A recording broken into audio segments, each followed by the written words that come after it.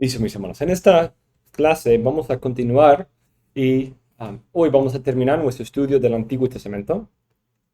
Solo faltan dos libros más del canon hebreo, el libro de Esdras y Nehemías y el libro de Crónicas.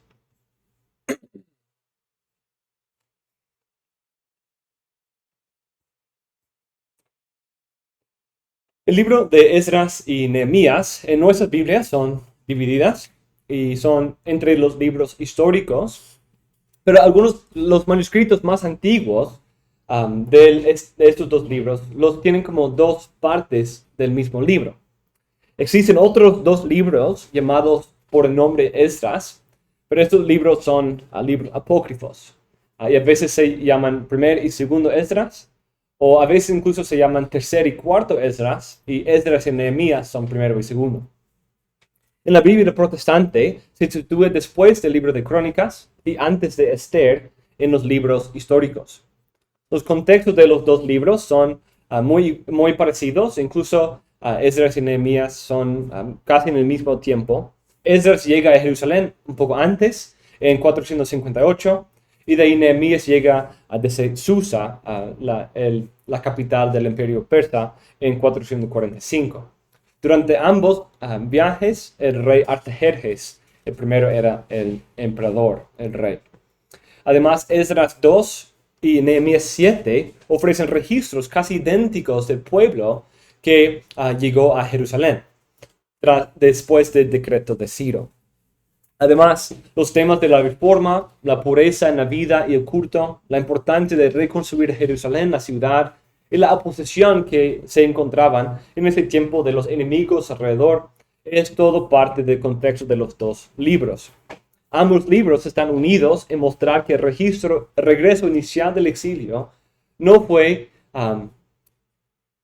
tan glorioso como se esperaba.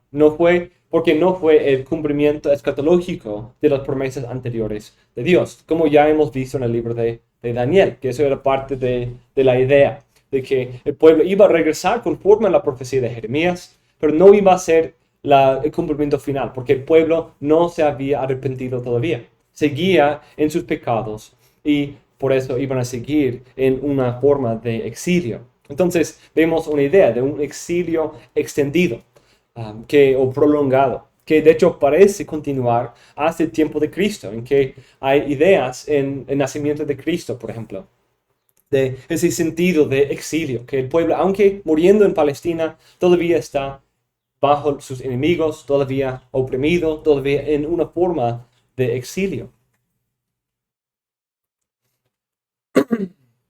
Entonces, parte del problema de esta situación es que el pecado continúa. Y de hecho, en estos dos libros vemos que el pecado, igual a los pecados anteriores, continúa en la vida del pueblo. Vemos la idea de un nuevo pacto, en un sentido, un nuevo éxodo y un nuevo pacto como en Sinaí, en términos del mismo pacto anterior, pero todavía el pueblo lo quebranta y no lo guarda fielmente, como también en el libro de Éxodo. El autor de ese libro no se identifica claramente, aunque es muy obvio que Esdras y Nehemías probablemente fueron los autores de sus partes respectivas. Esdras, sobre todo, es identificado como un escriba, un hombre docto en la ley, que incluso dice que componía la ley, que le da como cierto rol en la producción de libros. La mayoría de la narrativa de Nehemías es en la primera persona, como de parte del estadista Nehemías mismo.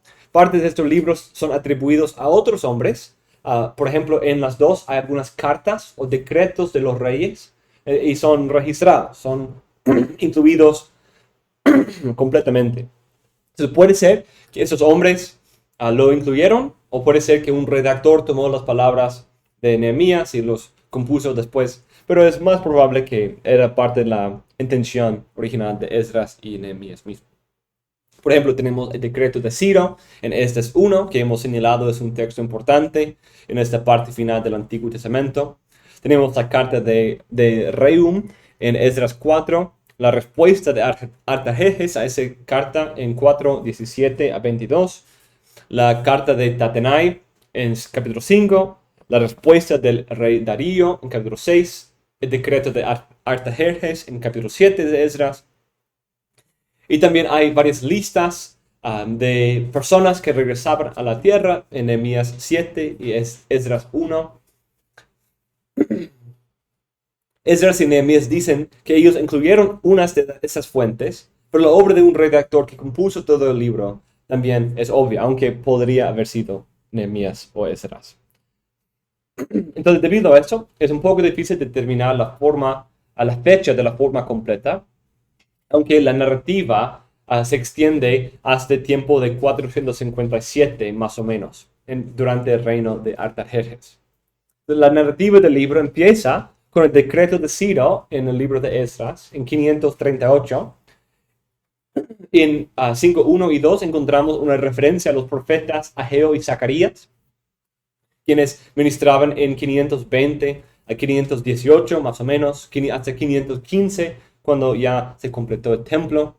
Y la narrativa de Esdras en su tiempo, que viene del tiempo de 457, y Nehemías en 445, hasta la última fecha del libro en 432, que es el regreso de Nehemías a Jerusalén después de una visita al rey en capítulo 3. Por eso la narrativa cubre de Esdras 1 a 6, cubre 538 a 457, 7 a 10 de Esdras son de 457 y 456, y de Nehemías 1 a 13 hasta 432. Entonces, esa historia, desde Ciro hasta Nehemías, son casi 100 años.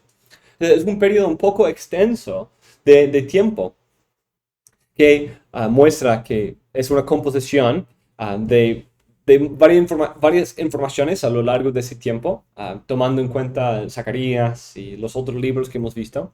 Pero algo interesante que esto hace es que sirve en una manera parecida al libro de Crónicas. Crónicas, en un sentido, es la corona sobre el canon al final, que resume todo el canon, toda la historia del canon hasta el tiempo de Ciro. Pero en un sentido, Esdras y Nehemías resume la historia desde Ciro hasta el final del canon del Antiguo Testamento. Entonces tenemos varias referencias a los profetas, al Ciro, que tiene que ver con Jeremías, con Daniel, con otras partes del canon de las Escrituras. Es una historia que resume mucho de la esperanza, muchas ideas importantes en la historia. Incluso eso quizás es parte de cómo está mostrando una recapitulación de la historia de Israel. El regreso y esa generación que regresa está recapitulando la vida de Israel. Entonces están en exilio, regresan bajo mucha oposición, como también recibieron la conquista, mucha oposición, pero el Señor les guarda, les preserva, les ayuda, les bendice, aunque el pueblo sigue en sus pecados, como exactamente al inicio. Entonces termina con esta esperanza, esa realidad de la recapitulación del pacto, del exilio, del éxodo, pero también del pecado.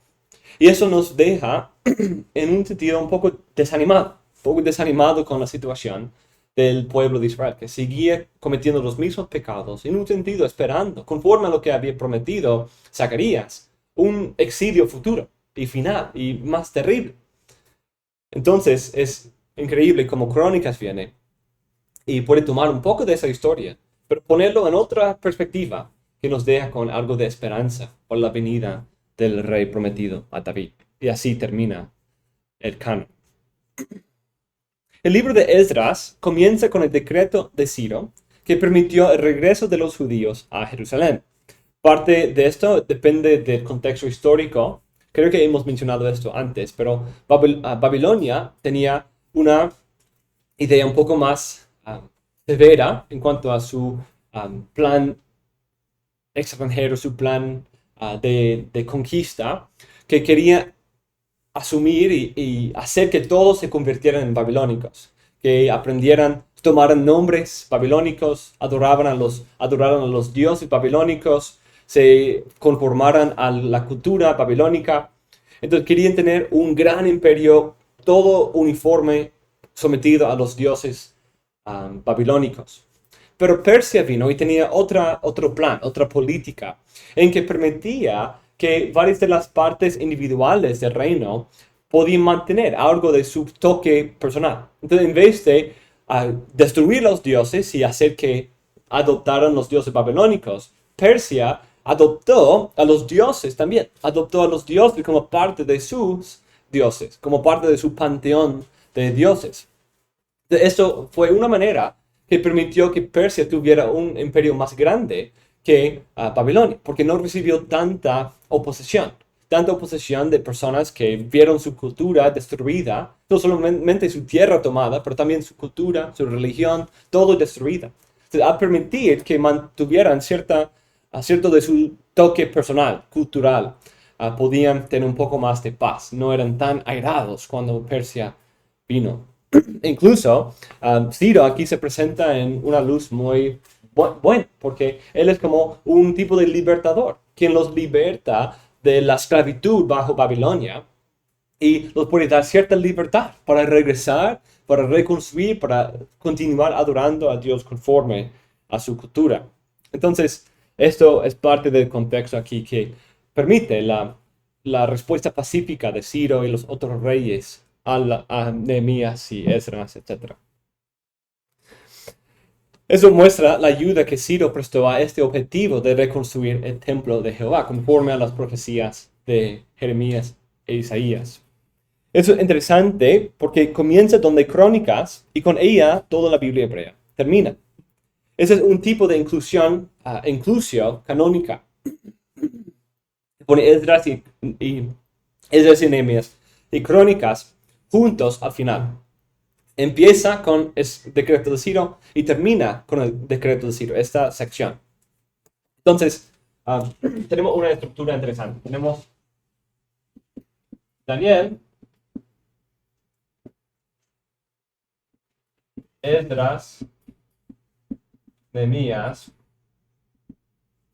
y Crónicas. Entonces aquí, al principio, tenemos el decreto de Ciro. Aquí tenemos el decreto de Ciro.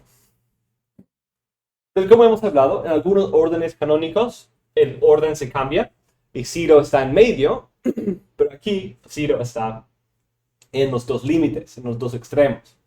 Pero es interesante ver el lugar. Entonces, en cualquier orden, Ciro es importante, o en medio o en los extremos. Pero creo que todo se basa en el libro de Daniel, porque como hemos señalado, tenemos dos secciones clave. Tenemos 4 y 9 aquí en el libro de Daniel. 4, que habla del poder de Dios, de quitar y poner los reyes, y él como el Señor quien cumple su palabra, sin importar lo que los otros reyes quisieran hacer.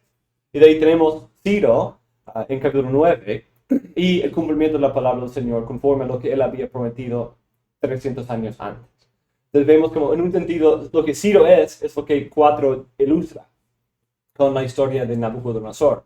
Y capítulo 9 agrega el otro detalle de que aunque Ciro es parte de que Dios está cumpliendo su plan, Dios sigue fiel a sus promesas a Jeremías, como también Esdras, Nehemías y Crónicas mencionan. Pero en capítulo 9 nos deja entender que no es el cumplimiento final.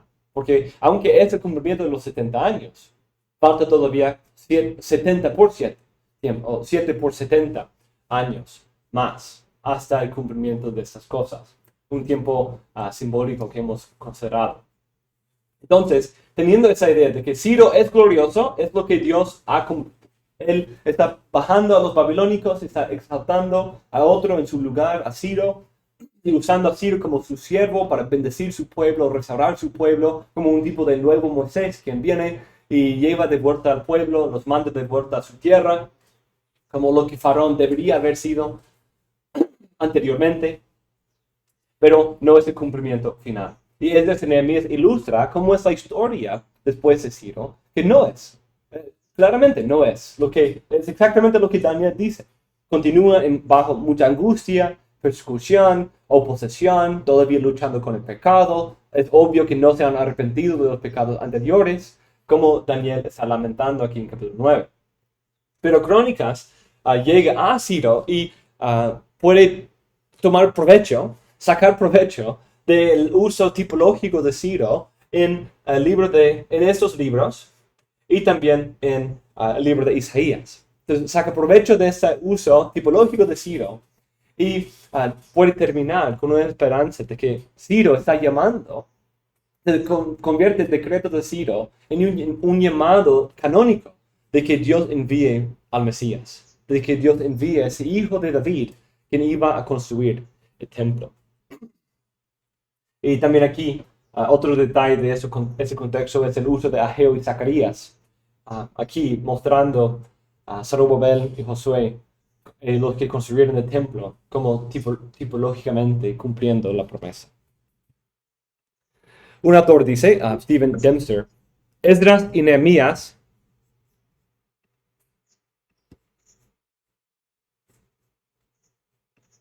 perdón, mi hermano.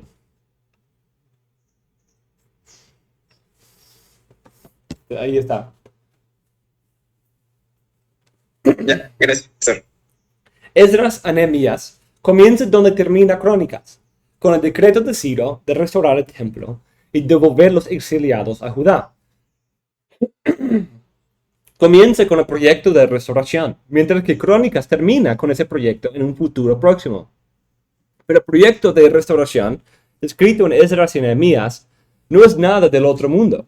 Ciertamente Ageo y Zacarías, que figuran entre los últimos profetas de la sección profética, se mencionan como alentadores de la restauración cuando el pueblo estaba desanimado y la imaginaban como un acontecimiento trascendental. Pero la realidad descrita en Esdras y Nehemías, el compromiso, la asimilación a la cultura pagana, la infidelidad y la devoción a sus propios intereses en vez del reino de Dios, pinta un panorama muy sombrío de la restauración y el regreso. Entonces, tenemos este concepto de que todo está dejándonos en espera. No es el cumplimiento final. Todavía estamos esperando el cumplimiento de las 70 semanas de Daniel. Un día el Mesías príncipe, conforme al pacto de David, va a venir, pero no ha venido con Ciro todavía.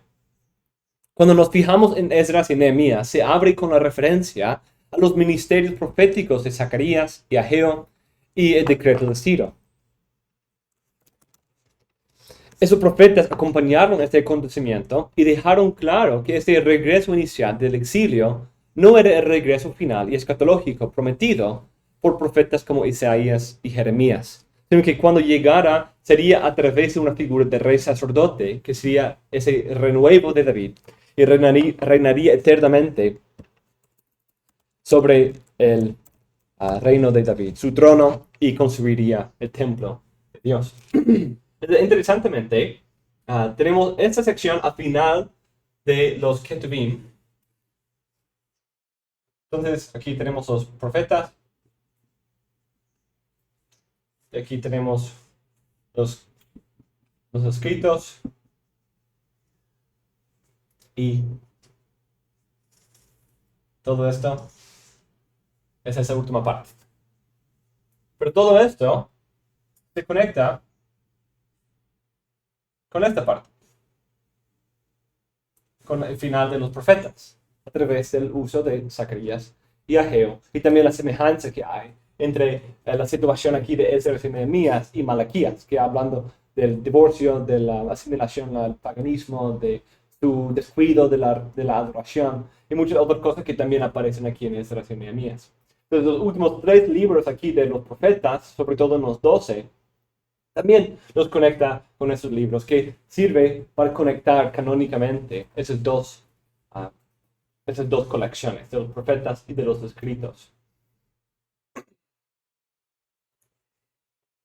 Y es interesante que los dos también están esperando la misma esperanza. Daniel presenta una figura futura que iba a ser el Mesías príncipe conforme al pacto hecho con David en Daniel 2, Daniel 7, Daniel 9.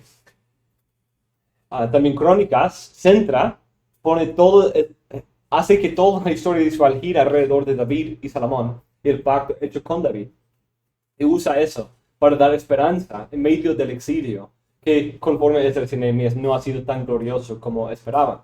Entonces todo se conecta, porque aquí también Zacarías, Ageo, todos esos libros están dando esperanza de la venida de un nuevo profeta, del hijo prometido a David, ese rey nuevo, quien iba a ser ese sacerdote rey de Zacarías 6 y Ageo 2, por ejemplo.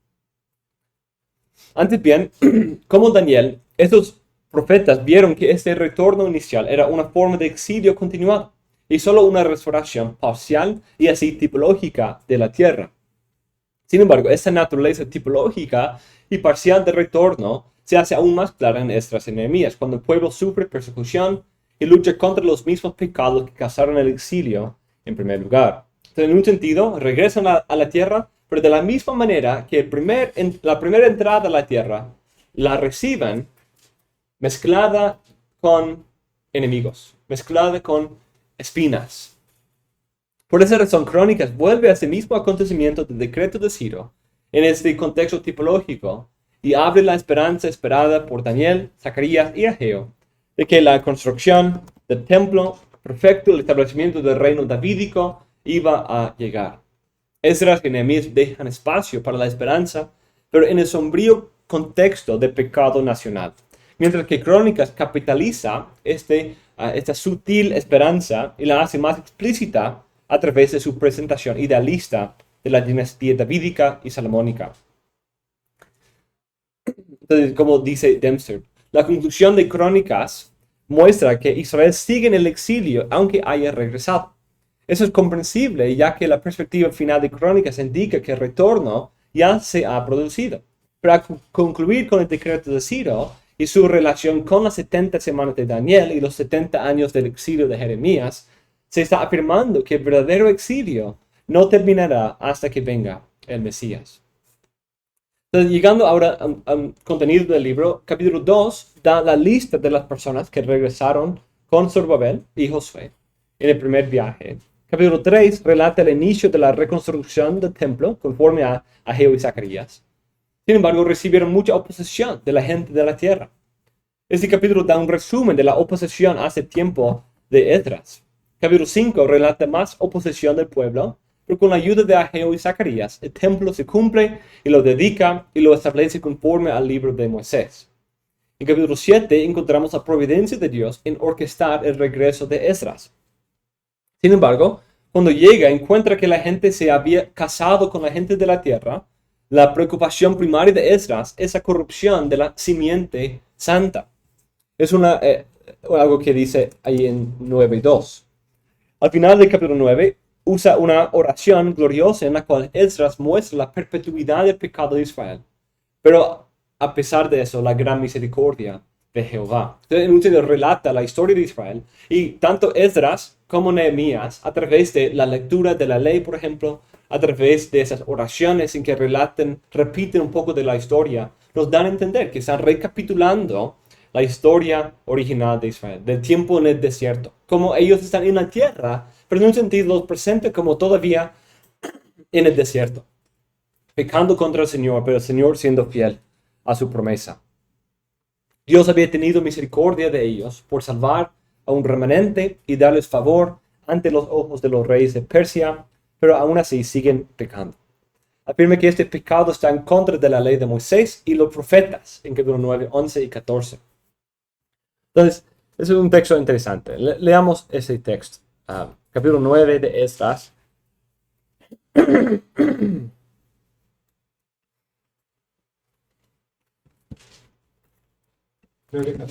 9, 5 y adelante. Pero a la hora de la ofrenda de la tarde, me levanté de mi humillación con mi vestido y mi manto rasgados, y caí de rodillas y extendí mis manos al Señor mi Dios. Y dije, Dios mío, estoy avergonzado y confuso para poder levantar mi rostro a ti, mi Dios, porque nuestras iniquidades se han multiplicado por encima de nuestras cabezas, y nuestra culpa ha crecido hasta los cielos. De manera muy interesante, vemos aquí que una inversión de la bendición, ¿cierto? La bendición era que iban a regresar y ser bendecidos, y ellos iban a multiplicarse, llenar la tierra. Pero tristemente lo que ha llenado la tierra, lo que ha superado sus cabezas, es sus pecados, iniquidades multiplicados.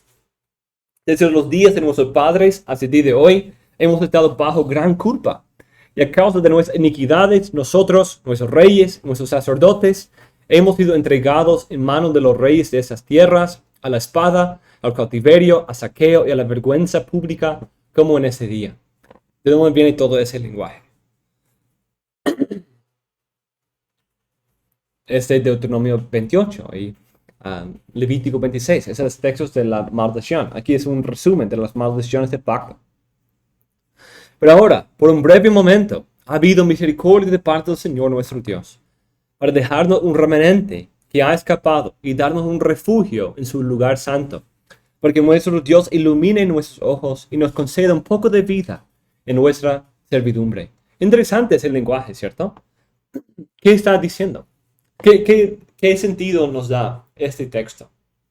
Por un breve momento, concede un poco de vida en nuestra servidumbre. Lo que está experimentando es solo una muestra de la bendición final de Dios. Es solo por un tiempo, es algo temporal, es algo glorioso, algo de la bendición de Dios, pero no es la plenitud. Y todavía reconoce que están en servidumbre.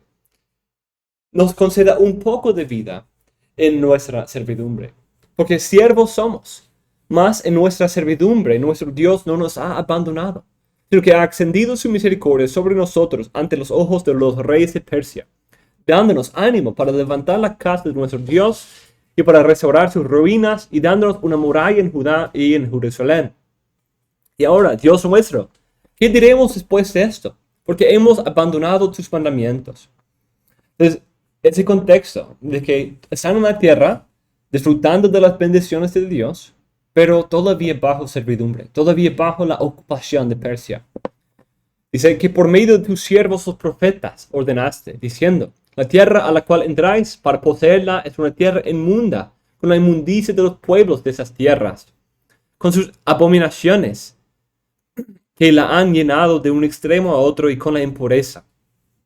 Ahora pues, no deis vuestras hijas a sus hijos, ni toméis sus hijas para vuestros hijos, y nunca procuréis a su paz ni su prosperidad, para que seáis fuertes y comáis lo mejor de la tierra, y la dejéis por heredad a vuestros hijos para siempre. Algo que nos recuerda de las instrucciones dadas en Deuteronomio. Y después de todo lo que nos ha sobrevenido a causa de nuestras malas obras y nuestra gran culpa, aquí regresando a presente, puesto que tú, nuestro Dios, nos has pagado menos de lo que nuestras iniquidades merecen, y nos has dado un remanente que ha escapado como este. ¿Hemos de quebrantar de nuevo tus mandamientos, emparentándonos con los pueblos que cometen esas abominaciones? ¿No te enojarías con nosotros hasta destruirnos, sin que quedara remanente ni quien escapara? Oh Señor, Dios de Israel, tú eres justo, porque hemos quedado un remanente que ha escapado, como en ese día. Aquí estamos delante de ti en nuestra culpa, porque nadie puede estar delante de ti a causa de esto. Entonces, él identifica el texto de Deuteronomio, el pecado de que no se mezclaran con las naciones paganas de la tierra prometida, sino en una nueva conquista. Deberían haber hecho una nueva conquista, una nueva limpieza y purificación de la tierra, pero la han profanado de la misma manera que antes, en contra de la ley. Entonces ahora él espera una nueva destrucción si el pueblo no se arrepiente. Una nueva destrucción que no va a ser tan misericordiosa como la que han experimentado. La que han experimentado no los destruyó por completo. No era completamente lo que merecían. No era la plenitud de la ira de Dios contra ellos. Porque como dice en Daniel 9, eso viene después. Cuando ya el templo se queda completamente destruido.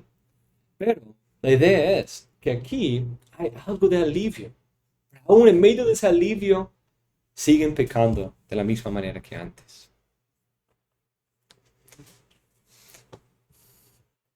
Nehemías empieza con el reporte de la condición de Jerusalén, lo cual entristece a Nehemías, porque la ciudad seguía destruida sin sus murallas y sin defensa. Y todavía, como vemos en Esdras, con mucha oposición.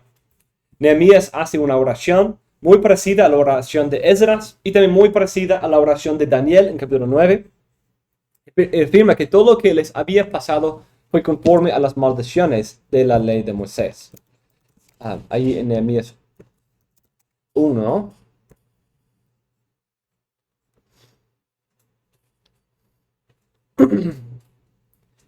A partir del versículo 4. 1:4. ¿En qué sentido o cómo tendría que ser la purificación que deberían de hacer? ¿De sacar a los otros pueblos? ¿De terminarlos o de conquistarlos? Sí, no tenemos como el mismo mandato como el llamado a Josué a destruir a todos. No vemos esa misma idea repetida explícitamente, pero sí está evocando esa necesidad de que el pueblo se mantuviera pura, que el pueblo pudiera recobrar sus casas, porque como en el libro de Abdías y en otras partes, Edom y otros vinieron y se apoderaron de las casas de los israelíes, de los judíos, los de Judea, que habían dejado, tomaron sus viñas, tomaron sus casas, tomaron todo, y la idea es que iban a regresar y recobrar lo que era suyo por la herencia que el Señor les había dado anteriormente. Entonces no tenemos como el mismo mandato ir y destruir a los cananeos, pero está evocando esa misma idea de presentar ese regreso como un nuevo éxodo, una nueva conquista, pero también para mostrar que es también el mismo fracaso que antes. El parte era santificarse a sí mismo, sí, expulsar, recobrar sus casas, expulsar a las naciones y establecer la presencia de Dios de nuevo ahí en el templo a través de la construcción del templo y a través de la limpieza de las abominaciones de las naciones. Entonces dice en 4, cuando oí esas palabras me senté y lloré e hice duelo algunos días y estuve ayunando y orando delante de Dios de los cielos. Y dije, te ruego, Señor Dios del cielo y el grande y temible Dios, que guarde el pacto y la misericordia para con aquellos que le aman y guarden sus mandamientos. ¿De dónde viene eso?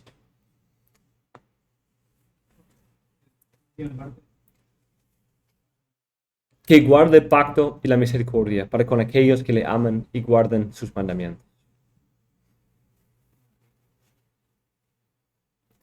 Pues muy parecido a Éxodo 34. Que estén atentos tus oídos y abiertos tus ojos para oír la oración de tu siervo, que yo hago ahora delante de ti, día y noche, por los hijos de Israel tus siervos, confesando los pecados que los hijos de Israel hemos cometido contra ti, y yo y la casa de mi padre hemos pecado. A todo eso parecido a Daniel y Esdras. Hemos procedido perversamente contra ti, y no hemos guardado los mandamientos, ni los estatutos, ni las ordenanzas que mandaste a tu siervo Moisés. Acuérdate ahora de la palabra que ordenaste a tu siervo Moisés, diciendo, si sois infieles, yo os dispersaré entre los pueblos.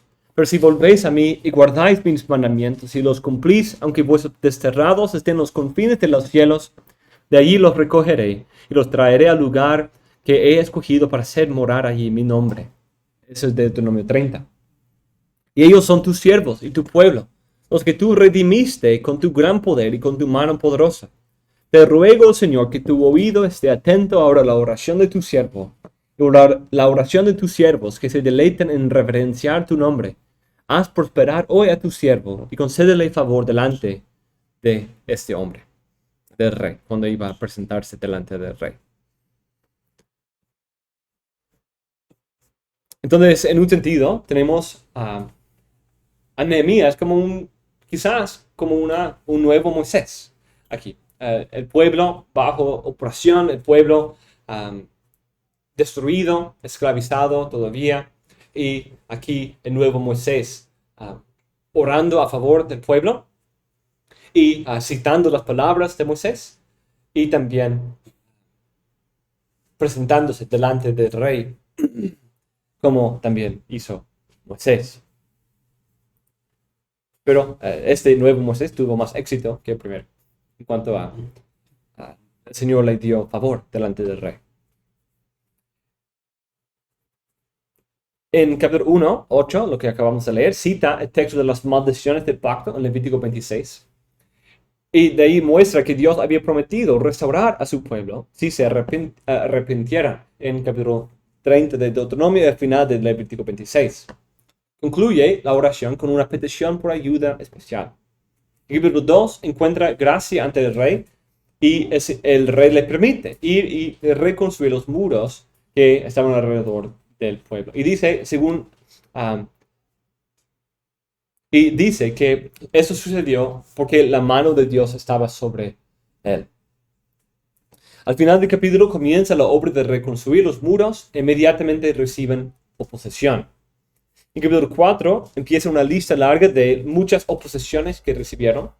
En 5:14 vemos que Nehemías se nombra el gobernador sobre Judá y no requería tributo de la gente. La oposición fue tan dura que el texto dice, los que edificaban en el muro, los que acarreaban y los que cargaban con una mano trabajaban en la obra y en la otra tenían la espada. Porque los que edificaban, cada uno tenía su espada ceñida a sus lomos y así edificaban, y el que tocaba la trompeta estaba junto a mí. Entonces vemos un contexto de que el pueblo está reconstruyendo las murallas de la ciudad, pero vemos en medio de mucha oposición. Entonces, lo que estamos viendo en esa historia no es meramente una lección moralista en la importancia de trabajo en equipo. Muchos lo presentan de esa manera. Pues cada uno tiene que hacer su porción, se delega bien las responsabilidades y de ahí podemos hacer más cuando cada uno hacemos nuestra parte. Obvio, eso sí es un principio bíblico y sí se ilustra aquí. Pero esa historia es mucho más que simplemente dar esa lección moralista. No es simplemente ese tipo de historia. Sino está mostrando la fidelidad de Dios a su pacto, sus promesas de restauración. Vemos aquí también la gran oposición que siempre ha habido entre la simiente de la mujer y la simiente de la serpiente. Y vemos esa idea de que incluso así será el Mesías, según Zacarías 12:13, por ejemplo. El Mesías que va a construir el templo, como también en David. Cuando David buscaba servir al Señor, tomar su trono que el Señor le había dado, encontró oposición de Saúl, de su propio hijo, de muchas personas encontró oposición. Pero como el Señor había prometido, iba a librar a ese hijo de David de todos sus enemigos. Pero aquí vemos que el pueblo en medio de la tierra, esperando la restauración, disfrutando de un nuevo pacto, que es el mismo pero repetido, tenemos la idea de que siguen con los enemigos, siguen con la oposición, siguen con la opresión y persecución de sus enemigos. Que todo eso indica que estamos esperando la venida del Mesías. Capítulo 8 es un texto muy importante porque aquí encontramos la lectura de la ley públicamente. Hay ministros que explican el texto y parecen que el pueblo entiende. Y dice, y leían en el libro de la ley de Dios claramente y daban el sentido, de modo que entendiesen la lectura en 8:8. Para demostrar este entendimiento se celebra la fiesta de los tabernáculos según las reglas dadas en la ley de Moisés. Capítulo 9 relata una reinstitución del pacto. En un sentido es una republicación del pacto hecho en Sinaí. Demuestra la fidelidad de Dios por toda la historia del Pentateuco. Recapitula la historia del pacto. Muestra el pecado perpetuo de los israelitas a la luz de la ley y los profetas. Y aquí en capítulo 9 nos da ese relato histórico de Israel en una forma muy parecida a algunos de los salmos, como Salmo 105, 106, o también el libro de Hechos, capítulo 7, en el sermón de Esteban. Esa sección detalla el fracaso continuo del pueblo de Israel, pero no fueron consumidos debido a la misericordia de Dios. Y muestra en capítulo 9, 32 a 38, muestra que cada generación ha fallado en guardar la ley de Moisés, pero todavía quieren reafirmar su obligación a la ley en vez de seguir la fe de Abraham. Dice, y hallaste fiel su corazón delante de ti, hiciste pacto con él para darle la tierra del cananeo, del eteo, del amorreo, del fereceo, del jebuseo, del gergeseo, para darle a su descendencia, y cumpliste tu palabra, porque eres justo.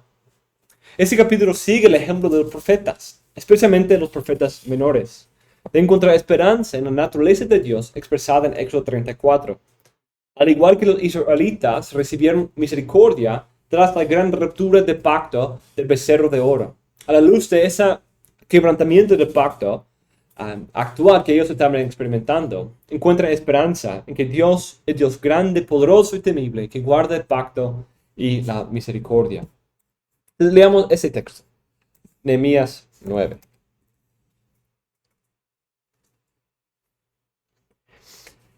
El día 24 de ese mes se congregaron los hijos de Israel en ayuno, vestidos de cilicio con polvo sobre sí.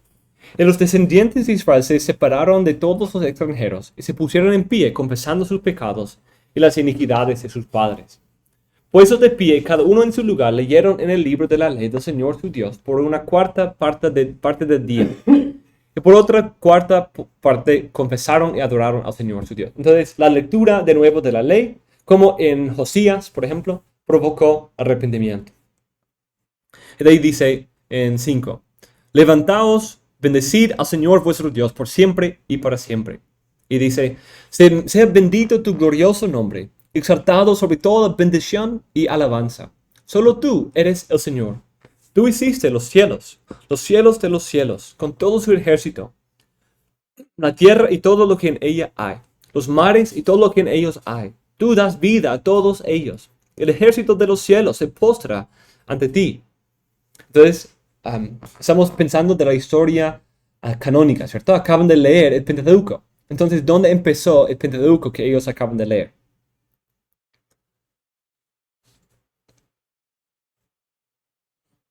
Cuando ellos están orando en base de lo que acaban de leer, cuando leyeron la ley de Moisés. ¿Y con qué libro empezaron? En un sentido, leyeron y ahora van a orar lo que leyeron. Entonces, ¿qué está diciendo aquí? Solo tú eres el Señor. Tú hiciste los cielos de los cielos con todo su ejército, la tierra y todo lo que en ella hay. Génesis 1 y 2, ¿cierto? Empezaron con Génesis y la historia de la creación. Y de ahí continúa, tú eres el Señor Dios que escogiste a Abraham. Lo sacaste de Ur de los Caldeos y le diste por nombre Abraham. Ahí resumiendo, Génesis 12 a 17. Hallaste fiel su corazón delante de ti. Hiciste con él un pacto. Interesante, hallaste fiel su corazón delante de ti. Una referencia a su fe. Hiciste con él un pacto para darle la tierra del Cananeo, del Eteo, del Amorreo, del Fereceo, del Jebuseo y del Gergeseo, para darla a su descendencia. Y has cumplido tu palabra, porque tú eres justo.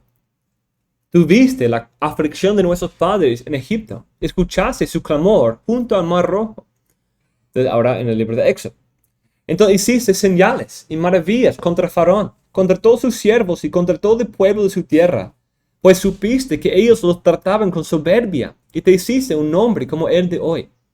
Entonces hiciste un gran nombre, como Dios lo hizo a favor de su nombre. Dividiste el mar delante de ellos y pasaron por medio del mar sobre tierra firme y echaste en los abismos a sus perseguidores como a una piedra en aguas turbulentas. ¿De dónde viene esa frase? Éxodo 15. Con columna de nube los guiaste de día y con columna de fuego de noche para alumbrarles el camino en que debían andar. Luego bajaste sobre el monte Sinaí y desde el cielo hablaste con ellos. Les dice ordenanzas justas y leyes verdaderas, estatutos y mandamientos buenos. Les hiciste conocer tu santo día de reposo. Les prescribiste mandamientos, estatutos y la ley por medio de tu siervo Moisés. Ahora llegando a Sinaí.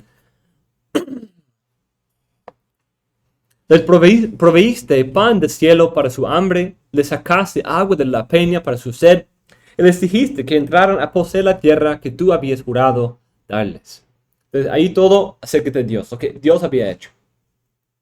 Pero ellos, entonces, interesante, hablamos muchas veces de como el pero Dios, pero aquí es el pero ellos.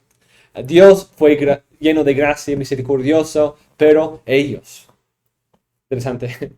Pero ellos, nuestros padres, obraron con soberbia. Es lo mismo que se dijo de Faraón, que Faraón obraba con soberbia contra ellos. Y aquí ellos obraron con soberbia contra Jehová. Endurecieron su cerviz y no escucharon tus mandamientos. Rehusaron escuchar y no se acordaron de las maravillas que hiciste entre ellos. Endurecieron su servicio y eligieron un jefe para volver a su esclavitud en Egipto, en Números. Pero tú eres un Dios de perdón, clemente y compasivo, lento para la ira y abundante en misericordia, y no los abandonaste. Éxodo 34, que también se repite en Números 14. Ni siquiera cuando se hicieron un becerro de metal fundido y dijeron, este es tu Dios que te sacó de... Es interesante, está uniendo Éxodo 32 y Números 14. Ese es tu Dios que te sacó de Egipto y cometieron grandes blasfemias. Tú, en tu gran compasión, no los abandonaste en el desierto. La columna de nube no los dejó de día para guiarlos en el camino, ni la columna de fuego de noche para alumbrarles el camino por donde debían andar. Y dice tu buen espíritu para instruirles.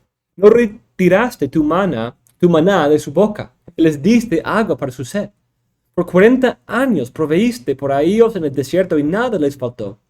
Sus vestidos no se gastaron, ni se hincharon sus pies. También les diste reinos y pueblos, y se los repartiste con sus límites. Y tomaron posesión de la tierra de Seón, rey de Hesbón, y la tierra de Og, rey de Basán. Y multiplicaste sus hijos como las estrellas del cielo, y los llevaste a la tierra que habías dicho a sus padres que entraran a poseerla. Y entraron los hijos y poseyeron la tierra, y tú sometiste delante de ellos a los habitantes de la tierra, a los cananeos, y los entregaste en su mano con sus reyes y los pueblos de la tierra, para hacer con ellos como quisieran. Y capturaron ciudades fortificadas, y una tierra fértil, tomaron posesión de casas llenas de toda cosa buena, cisternas excavadas, viñas y olivares, y árboles frutales en abundancia. Y comieron y se saciaron, engordaron, se deleitaron en toda tu gran bondad. Pero fueron desobedientes y se rebelaron contra ti. Echaron tu ley a sus espaldas. Mataron a tus profetas que los amonestaban, para que se volvieron a ti y cometieron grandes blasfemias. Entonces, no solamente está aquí en cuenta el Pentateuco, sino también Josué, y ahora entrando a los otros profetas. Y presenta la historia de la conquista en términos de Deuteronomio, que eso es lo que Dios había dicho, que ellos iban a ir, disfrutar de las buenas cosas, engordarse, y de ahí iban a olvidarse del Señor. Y eso es exactamente como lo relata. Y de ahí habla de los profetas que mataron. Entonces ahora hablando del libro de Reyes, por ejemplo, de los otros profetas. Entonces los entregaste en mano de sus enemigos, que los oprimieron, pero en el tiempo de su angustia clamaron a ti. Y tú escuchaste desde el cielo, y conforme a tu gran compasión, les dice libertadores. Los libraron de manos de sus opresores. Hay libro de Jueces. Pero cuando tenían descanso, volvían a hacer lo malo delante de ti. Por eso tú los abandonabas en manos de sus enemigos para que los dominaran. Y cuando clamaban de nuevo a ti, tú oías desde el cielo. Y muchas veces los rescataste conforme a tu gran compasión. Los amonestaste para que volvieran a tu ley, pero ellos obraron con soberbia y no escucharon tus mandamientos, sino que pecaron contra tus ordenanzas, las cuales si el hombre las cumple, por ellas vivirá. Levítico 18. Interesante cómo repite esa naturaleza del pacto aquí en esta republicación. Y dieron la espalda en rebeldía, endurecieron su cerviz y no escucharon. Sin embargo, tú los soportaste por muchos años y los amonestaste con tu espíritu por medio de tus profetas. Interesante. Pero no prestaron oído. Tú los entregaste en manos de los pueblos de estas tierras. Pero en tu gran compasión no los exterminaste, ni los abandonaste, porque tú eres un Dios clemente y compasivo. Ahí, otra vez, Éxodo 34. Ahora pues, Dios nuestro, Dios grande, poderoso y temible, que guardas el pacto y la misericordia, no parezca insignificante ante ti toda la aflicción que nos ha sobrevenido, a nuestros reyes, a nuestros príncipes, a nuestros sacerdotes, a nuestros profetas, a nuestros padres y a todo tu pueblo, desde los días de los reyes de Asiria hasta el día de hoy. En un sentido presentando toda la historia de 722 hasta sus propios días, como un gran tiempo de exilio y destrucción. Mas tú eres justo en todo lo que ha venido sobre nosotros, porque tú has obrado fielmente, pero nosotros perversamente. Vuestros reyes, nuestros jefes, nuestros sacerdotes y nuestros padres no han observado tu ley, ni han hecho caso a tus mandamientos, ni a tus amonestaciones con que los amonestabas. Pero ellos en su propio reino, con los muchos bienes que tú les diste, con la espaciosa y rica tierra que pusiste delante de ellos, no te sirvieron, ni se convirtieron de sus malas obras. He aquí hoy somos esclavos. En cuanto a la tierra que dicen nuestros padres para comer de sus frutos, de sus bienes, he aquí somos esclavos en ella, como vimos en Esdras 9. Su abundante fruto es para los reyes que tú pusiste sobre nosotros a causa de nuestros pecados. Es decir, como tienen que pagar tributo a los reyes, los cuales dominen nuestros cuerpos y nuestros ganados como les place. En gran angustia estamos. Interesante es, quiero ver si es la misma frase que se usa en el libro de Daniel 9. ¿Te acuerdan de eso? Que en gran... dice, en tiempos de angustia. No es exactamente la misma palabra. A causa de todo esto, nosotros hacemos un pacto fiel por escrito. En el documento sellado están los nombres de nuestros jefes, nuestros levitas y nuestros sacerdotes. Entonces, algo aquí que vemos de manera muy interesante es, uno, lo glorioso de esa historia, lo glorioso de cómo están presentando la historia, entendiendo la historia y respondiendo apropiadamente a la historia. Pero también vemos algo interesante, en que en este regreso hay, en un sentido, todo lo que Jeremías había profetizado se cumple en una manera tipológica. Vemos el regreso, que Dios lo restaura. Vemos que reconstruyen el templo. Vemos el hijo de David ahora gobernando de nuevo en forma de Zorobabel, por ejemplo. Vemos bendición, que Dios les bendice, les da muchas buenas cosas. Y vemos incluso un nuevo pacto restablecido, que restauran el pacto.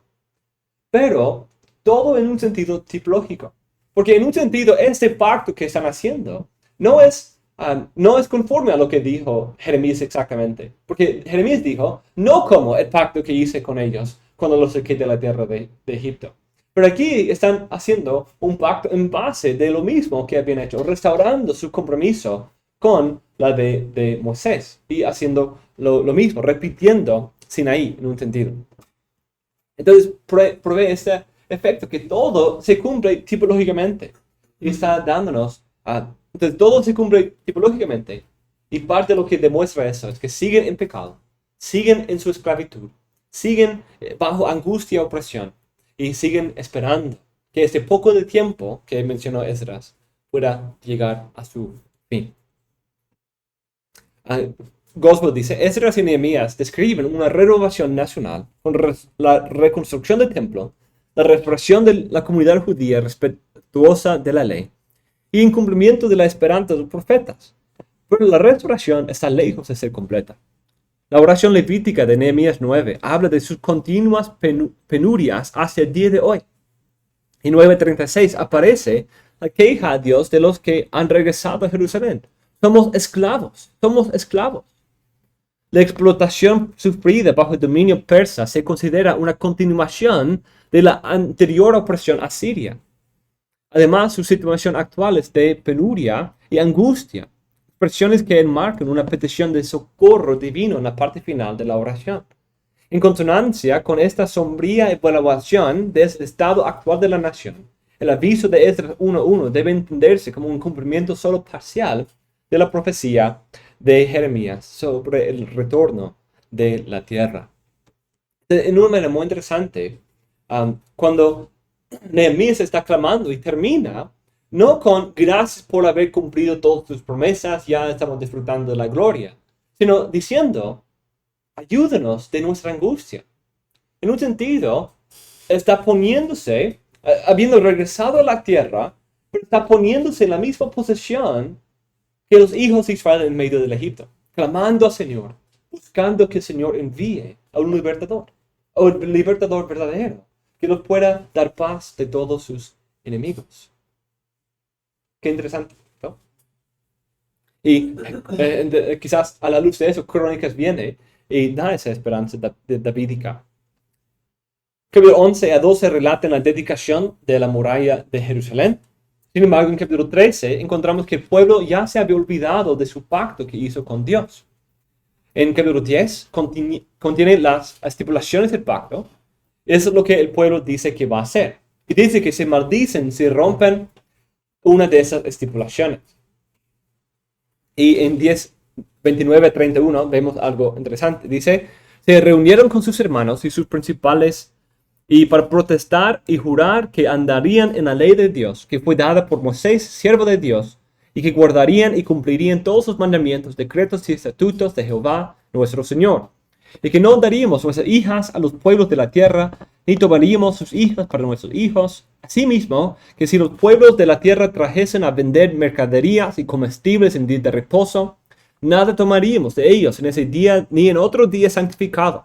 Y que el año séptimo dejaríamos descansar la tierra y remitiríamos toda deuda. Y no abandonaremos la casa de nuestro Dios. Interesante, ¿cierto? Aquí dice, vamos a obedecer toda la ley de Moisés. Como dije, ese pacto aquí es conforme a la ley hecho con Moisés. Es conforme exactamente al mismo pacto. Pero aquí señala algunas cosas específicas. Uno, se casaban con las naciones. Dos, compraban y vendían en el día de reposo. Y tres, noten esa idea. No guardaban anteriormente el año séptimo, el año sabático para el descanso. Algo que quizás nos conecta con la idea de Daniel y Levítico, que la tierra en el exilio iba a descansar de sus días de reposo, que no disfrutaba cuando el pueblo de Israel estaba ahí. Entonces, esta es la estipulación del pacto en capítulo 10, pero de ahí en capítulo 13 vemos que profanan la casa del Señor.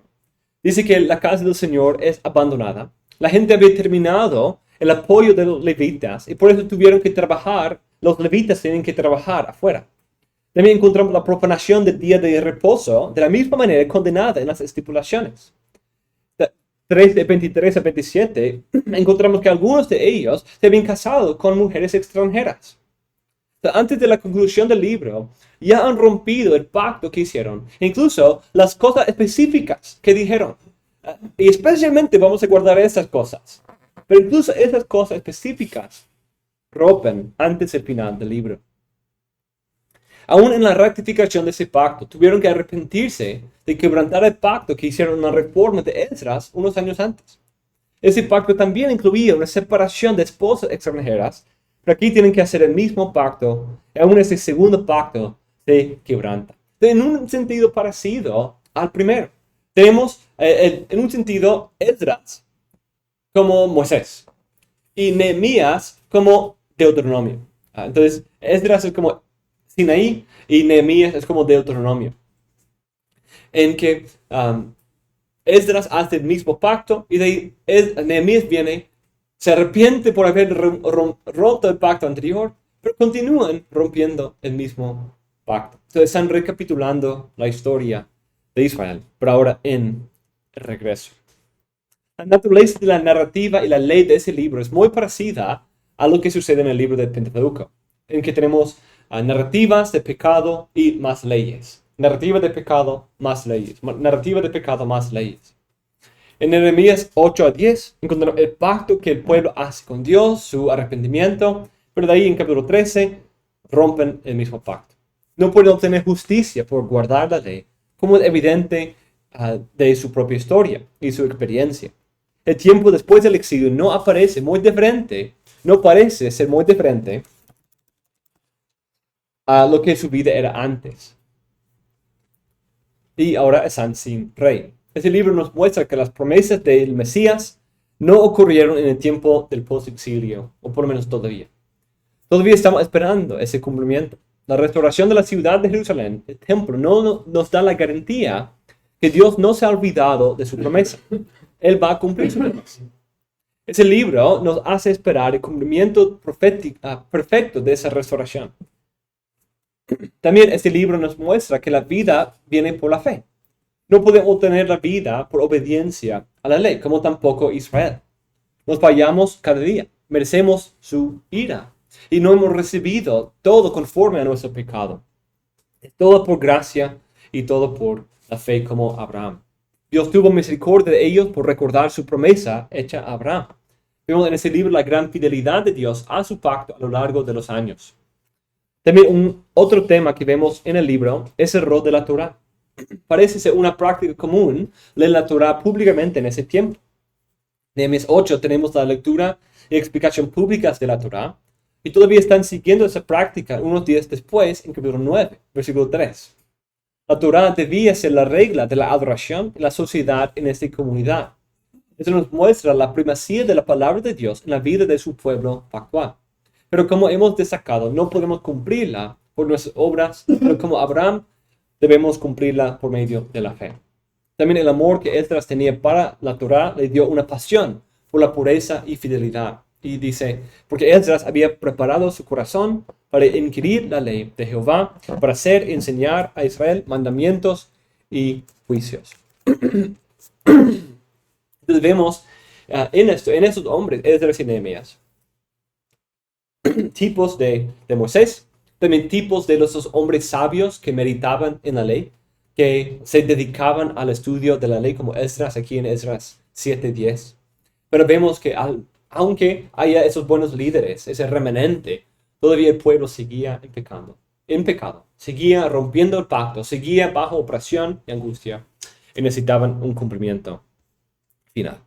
Entonces, mis hermanos, quiero ya terminar ahí. Sí, vamos a terminar ahí la clase.